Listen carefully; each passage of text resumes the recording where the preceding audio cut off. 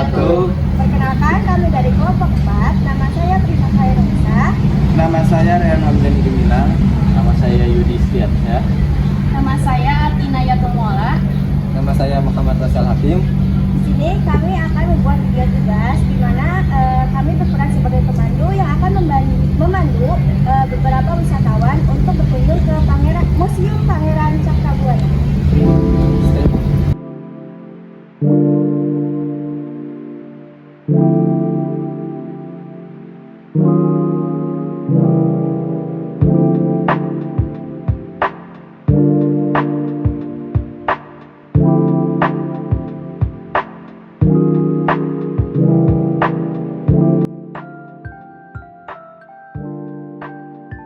Selanjutnya izinkan saya untuk mengecek kehadiran semua ya. Jadi kalau misalkan saya panggil, mohon untuk mengangkat tangannya atau untuk bilang hadir. Yang pertama ada Aat, hadir. Kedua ada Yudis, Hadir. ketiga ada Rey. Hadir. Baik, semuanya sudah hadir. Sebelumnya juga dari tim kami sudah memberikan file rundown secara digital ya, tapi demi kelangsungan dan kejelasan rundown kita, jadi kita udah punya rundownnya buat ini biar kalian bisa lihat saat kita melaksanakan itu. Oke, dibagikan ya. Oke, nah jadi sebelum kita melaksanakan ini ada beberapa hal yang harus kita perhatikan di dalam museum. Yang pertama, dimohon untuk tidak menggunakan flash saat memotong yang ada barang-barang yang di museum. Yang kedua, dimohon untuk menjaga kebersihan museum. Lalu yang ketiga, dimohon untuk tidak memegang barang-barang yang ada di museum. Hal ini demi melaksanakan keaslian dari barang museum tersebut. Nah, selanjutnya jika kalian ada merasa yang tidak enak badan ataupun ada keluhan sakit, dimohon untuk memberitahu kepada tim kami karena kami sudah menyiapkan pencegahannya. Terima kasih. Terima kasih atas perhatiannya. Saya memberikan pembukaan saat ini. Nah, selanjutnya karena kita sudah sampai, mari kita langsung saja masuk ke pembukaan. Mohon untuk saat ini ya.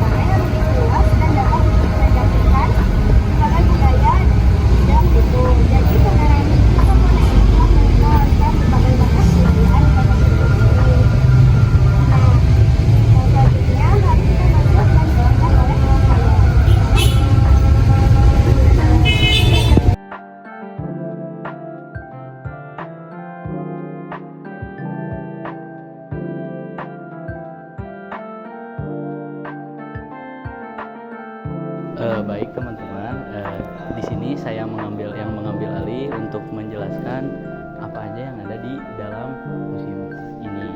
Nah, yang pertama-tama kita akan ke sebelah sini terlebih dahulu. Nah, di sebelah sini tuh ada beberapa keris dari peninggalan Pangeran Cakrabuana. Oke, mungkin dilangsungkan aja ya kita ke sini. Nah, untuk koleksi baju tadinya selain yang ada di sini, ini juga salah satu koleksi baju tarinya dari yang menjadi ciri khas dari Cirebon. Nah, bisa dilihat dulu ini ada kontrol dari tari topeng Cirebon yang sudah ada. Itu baju yang dipakai itu ini. Nah, itu yang baju ini dulu merupakan busana tari topeng Pamindo atau Samba. Nah, yang mana gaya topengnya itu selangit. Yang karyanya itu dari Karmina atau selangit. Nah, tarian Samba atau mengimbau teman-teman lihat ya, dari semua baju tari yang ada di museum ini itu kita bisa ambil kesimpulan ada beberapa kostum yang memang mempunyai ciri khasnya. Iya, mereka tuh setiap dari kostum tarinya itu memiliki baju kurung, yaitu baju yang berlengan pendek dengan warna mencolok dan hiasan mewah. Itu tuh mencerminkan keagungan dan status sosial dari tokoh tersebut. Lalu mereka juga memakai celana songkok atau celana longgar. Itu tuh yang agar memberikan keluasan bagi para penarinya dalam gerak. Mungkin kan juga penari mengekspresikan gerakan dengan simbolik. Lalu ada senjang atau kain panjang yang juga bisa dilihat itu kan dari baju-baju yang tadi dilihat juga di setiap bajunya itu ada kain panjang. Nah itu juga sebagai ciri khas dari baju busana tari di Cirebon. Kalau juga tidak lupa ikat pinggangnya juga, dan juga sebagai ciri khas. Itu berarti sabuk itu berfungsi sebagai pengikat atau topeng penari yang biasanya kan di penarinya itu ada membawa keris. Nah jadi sabuk itu tuh gunanya untuk menunjukkan prestasi sendiri. Itu mungkin dari teman-teman semua ada yang ingin ditanyakan terkait topeng atau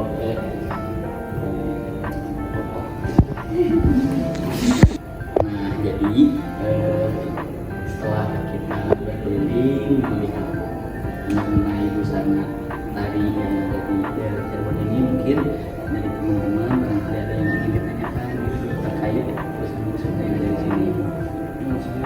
Ya, silakan Mas.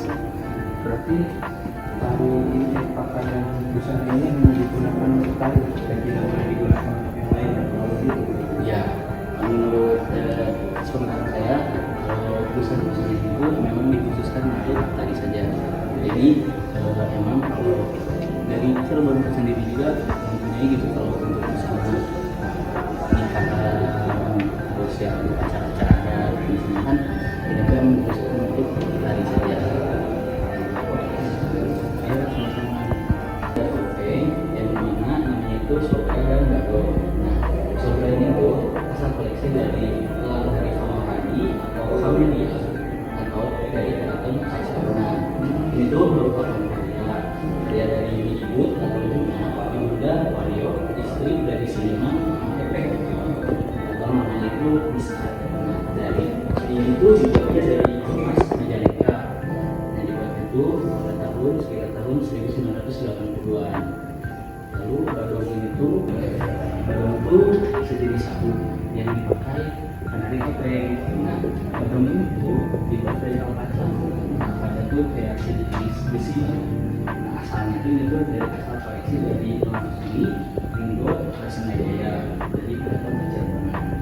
Nah, kerukiannya juga gaya kemajuan koleksi dari Alam Ringo, Sengaja juga itu sama-sama dari Keraton Cirebon. Lalu di sini juga ada beberapa keris yang mana di sini tuh peninggalan dari penyaran Cirebon. Yang pertama itu ada keris Tangguh yang mana masa pembuatannya itu dulu di Cirebon, yaitu dapurnya atau bentuk pilarnya bisa dilihat di sini itu bentuknya pilar tepi. Nah, pilar tepi dan pamor salutara. Lalu warnanya atau sarungnya itu dari lokan itu atau lembeden atau jajaran. Nah, jajaran itu kedengannya, nah itu tuh tunggak sama kayu namanya itu. Lalu sebutnya atau cincinnya di sana, nah itu namanya pakai cincin yang biasa. Di sini juga risetnya ya, ini sama peninggalan dari Cirebon juga. Nah, ini tuh hampir sama. Dan itu tuh kerisnya tuh dibuatnya tuh hampir semuanya di Cirebon. Cuma emang bentuk-bentuknya mungkin beda. Kita bisa lihat yang ini, itu tuh dapur atau bentuk bilat itu ini brojol atau pamer adik menggol.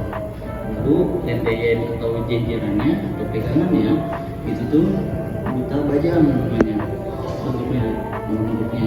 Nah lalu solut atau cincin jugaannya yang bisa dilihat kan itu cincinnya. Nah itu tuh untuk pilkan. Lalu si warangkai atau sarung kerisnya itu untuk raukan. Itu aja bisa. Iya. Selanjutnya di sini ada 5 topeng khas kota Cirebon, yang mana 5 topeng itu sangat sesuai dengan watak manusia saat ini. Jadi dari dulu dan sampai sekarang juga sih. Jadi yang pertama itu ada panci gambaran yang warna putih, lalu yang warna kremnya ada flamingo atau samba, lalu sebelah sini yang muda ada lunyang atau pamingan, lalu ada yang agak tuanya ada temenggu, lalu yang terakhir ini ada yang paling murah ada karena. Nah, jadi dari sini itu adalah gambaran manusia yang mana terletak dari lahir sampai tua nanti. Nah, menurut Nyai Mutasia, jadi panci gambaran itu seperti watak manusia yang baru lahir, suci, belum ada dosa. Jadi setelah lahir ke dunia ini merupakan suci tanpa dosa. Jadi kayak berupa apa. Lalu selanjutnya di panci selanjutnya ada pemimpin samba yang mana gambaran dari masa anak-anak yang penuh dengan canda tawa. Jadi kayak kita seperti anak kita dulu kan pernah jadi anak-anak, kita kan anak-anak ceria, selama ini sekolah yang ini. Ada pemilihan mana? Pemimpin itu yang ini, yang di sini. Yang warna keren. Selanjutnya ada yang warna merah muda, tunjang atau permintaan. Itu adalah gambar masa peralihan dari anak-anak dewasa atau yang biasa kita sebut remaja. Jadi kita itu menggambarkan kita yang banyak penasarannya sebagai remaja. Iya, gitu. Jadi kayak kita tuh penasaran gimana sih dunia luarnya. Selanjutnya ada tumenggung atau gambaran seperti orang yang sudah dewasa. Jadi ini juga peralihan dari remaja ke dewasa, di mana di situ tuh mulai ada ujian kayak ujian dari orang tua, ujian pekerjaan, ujian lainnya.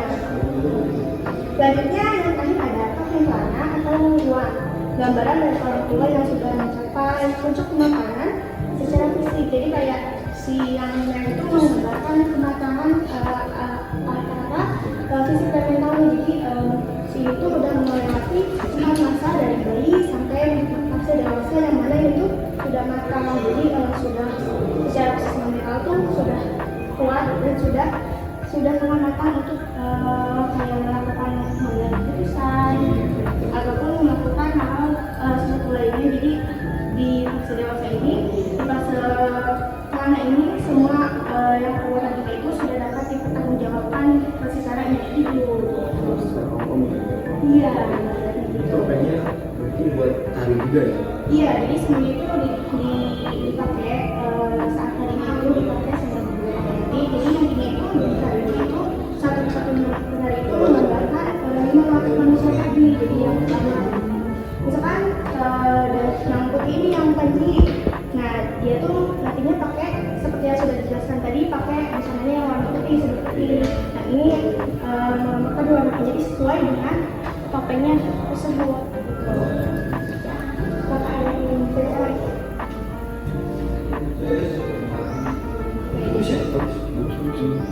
Ya, sesi selanjutnya akan dijelaskan lagi oleh penyelesaian. Selanjutnya di sini saya akan menjelaskan batik-batik dari ciri khas Cirebon yang ada di Museum Cakabar. Ayo.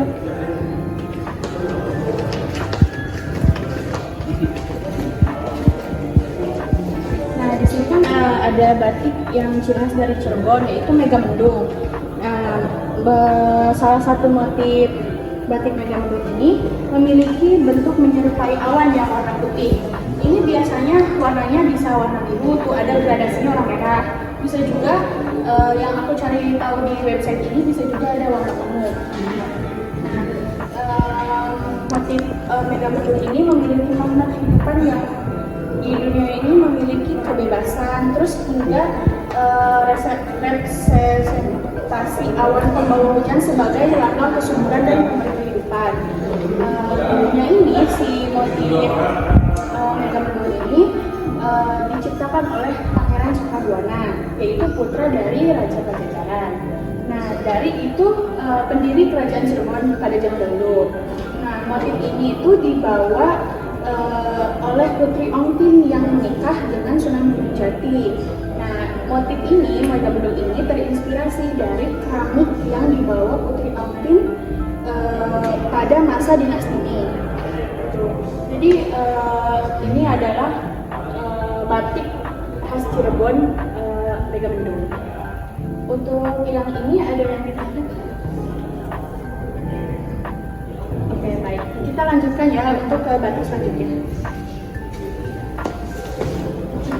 Ini ada batik yang namanya itu batik Singapura.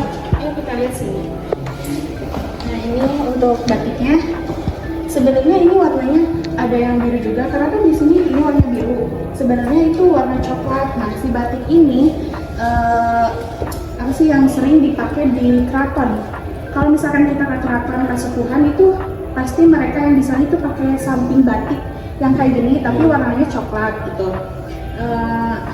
Ini tuh berbentuk singa barong yang memiliki bentuk gabungan singa atau macan yang tampaknya berpadaban kaki, mata, itu jadi semuanya nyambung gitu. Terus ini juga sebagian besar tokoh di Keraton Kasepuhan memakai batik seperti ini, yaitu untuk bentuk keharmonisan antar agama di Indonesia. Ini kan ada gambar elang, terus gambar elang ini memberikan simbol Islam. Terus untuk gajahnya itu memberikan simbol agama Hindu. Terus juga ada naga, itu memberikan simbol agama Buddha. Dan yang terakhir itu ada simbol singa, yaitu memberikan simbol agama Protestan atau budaya pada Eropa Barat. Untuk batik ini ada yang ditanyakan teman-teman? Tapi tetap ada unsur Megamendungnya ya di dalamnya. Iya, jadi masih sama, jadi kayak nyatu gitu loh. Jadi semuanya gitu. Oke, kita lanjut ke batik yang selanjutnya ya. Boleh. Ini ada batik tulis tergolong batik dari Keraton Cirebon, atau itu yang merupakan babaran yang digunakan oleh Babar Mas. Susunan objeknya ini utama terdiri dari objek pembentukan dari susunan padasan dengan paduan sawat yang diselang-seling dengan ornamen jenis gambar. Penanaman terdapat adalah lemah untuk sejenis kalung besar dan diikuti susunan disaksikan dengan plat dan susunan objek dari padasan. Komposisi motif utama itu dipadukan selang-seling dengan motif lain dipadukan motifnya.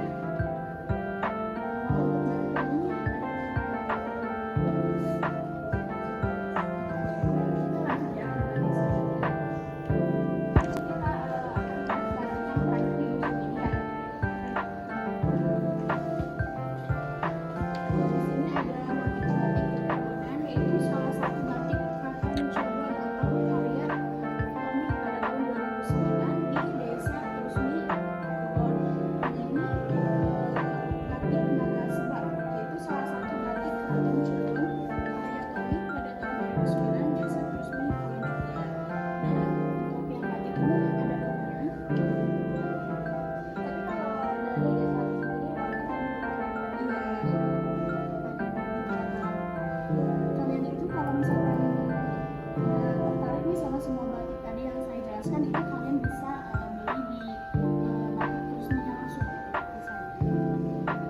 Mungkin itu penjelasan dari saya tentang batik-batik yang ada di Museum Cakrabone. Terima kasih.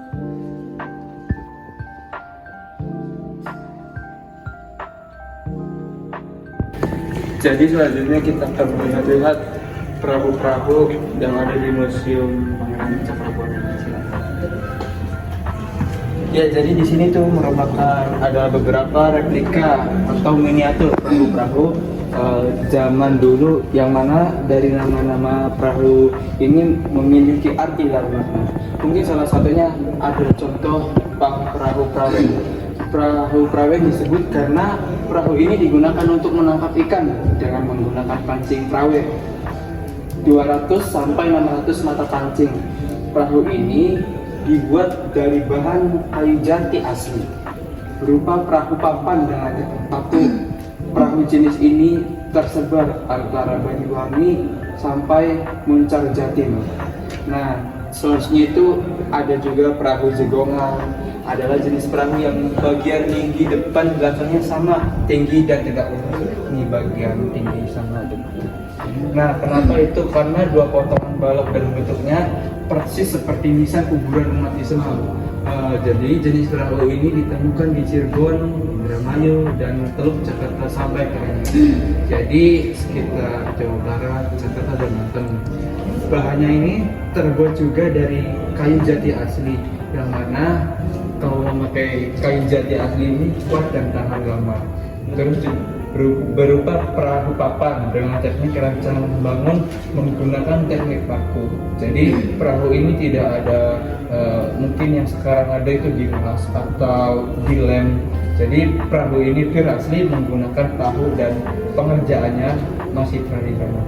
Mungkin bisa dilihat para teman-teman ada mungkin replika yang ada di sini antara belakang dan depannya itu mungkin sejajar.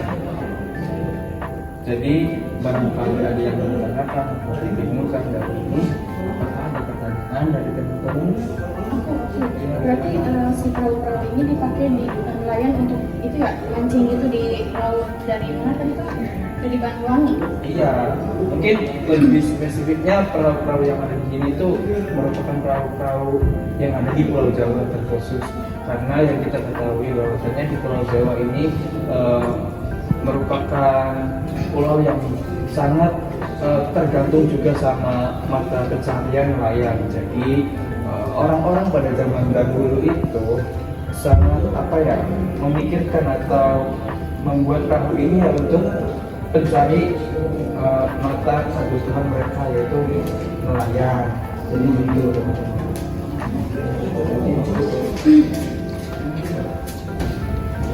Selanjutnya kita akan melihat yang ada di museum ini juga ada batu-batu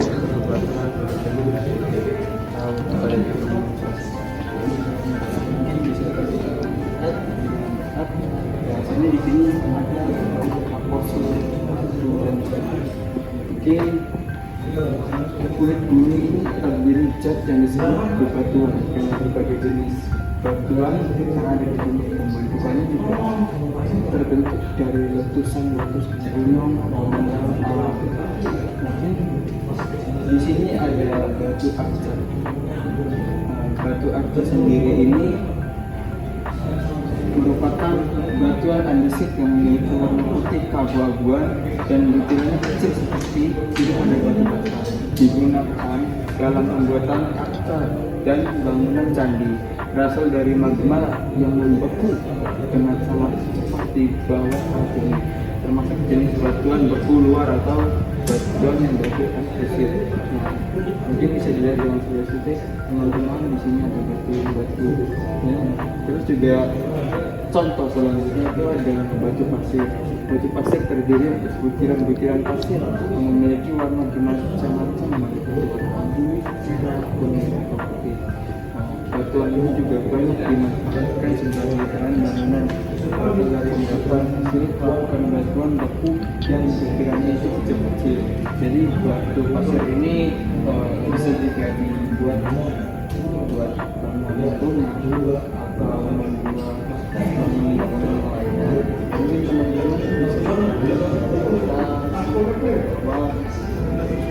bahwa ini merupakan benda-benda yang seharusnya kita bisa menjaga keasliannya dan bisa menjaga peninggalannya. Dari teman-teman di sini ada yang menginginkan proyek batunya di sini.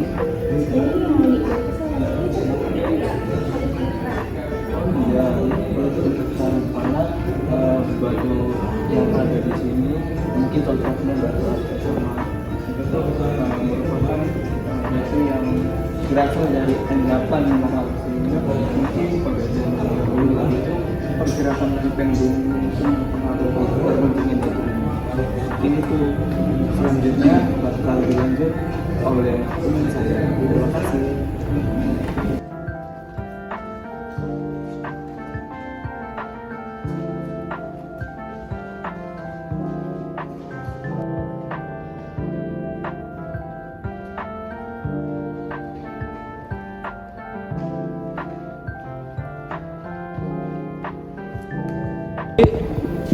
baik teman-teman, di sini kita sudah berada di tempat, bisa dibilang ini tempat perkumpulan gamelan. Dimana di sini kita bisa lihat ada dua jenis gamelan yang ada di Museum Pangeran Cakrabana. Yang pertama ada gamelan Laras Pelok, dan di sebelah situ ada. Oke, baik teman-teman, di sini kita sudah berada di tempat ruangan gamelan. Sebelum kita menjawab membahas gamelan yang ada di depan kita, teman-teman tahu nggak sih sebelumnya apa kegunaan gamelan? Ada yang tahu nggak? Boleh katakan? Tidak. Sebetulnya gamelan ini untuk seni musik alat tradisional, di mana sering dibilang itu adalah karawitan. Karawitan itu adalah seni musik alat tradisional yang dimana seninya ini menggunakan gamelan sebagai alat utamanya. Ini kita bisa lihat ada dua jenis gamelan. Yang pertama bisa dilihat ada gamelan Laras Prawa, ya di sini. Yang kedua ada jenis gamelan Laras Pelok. Nah, kedua gamelan ini memiliki karakteristik yang berbeda dan juga memiliki kegunaan juga yang berbeda. Yang pertama itu ada, kita bisa lihat ada bentuk nadanya, bisa dilihat di dekat sini. Apa? Sini ada, kita bisa tuh. Ketika Laras Prawa ini lebih interval atau bentuk si nadanya itu lebih tidak seimbang, ya bisa dilihat. Ya itu kan. Nah, gak seimbang lah. Ada yang lebar garisnya tuh, ada yang rapat. Sedangkan di gamelan Laras Pelok itu bisa dilihat lebih seimbang ya garisnya, ya lebih seimbang gitu ya. Garisnya antar nadanya. Selain itu gamelan Laras Pelok dan Laras Prawa juga kegunaannya itu berbeda. Ketika Laras Pelok itu biasanya digunakan untuk acara-acara adat yang ringan, gembira, begitu. Sedangkan Laras Prawa itu biasanya digunakan untuk adat-adat yang mendalam, juga ya itulah.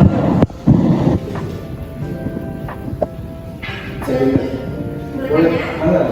Mungkin dari lo itu udah lo ekspresikan apa sih kegunaannya? Betul sekali. Kegunaannya kan? Betul sekali. Ya, dari warnanya warna merah dan itu warna gelap, warna coklat ya. Ini lebih menggambarkan keceriaan, warna cinta bisa dibilang seperti itu. Sedangkan warna gelap itu lebih kayak dramatis lah.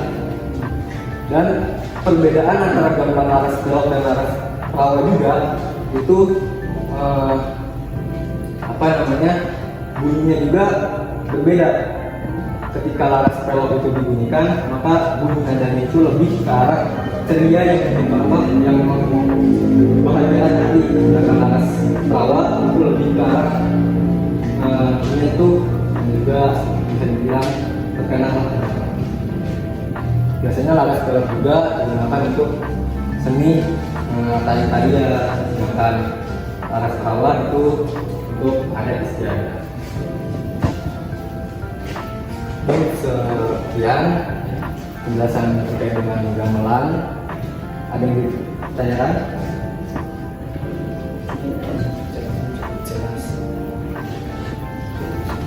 Baik, di sini kan kita sudah mengalami Museum Cakrabana. Jadi di sini kita istirahat sebentar dulu. Mungkin bisa makan atau jajan atau mungkin bisa bersama sholat. Dan sekian dari kami dan rekan-rekan. Terima kasih.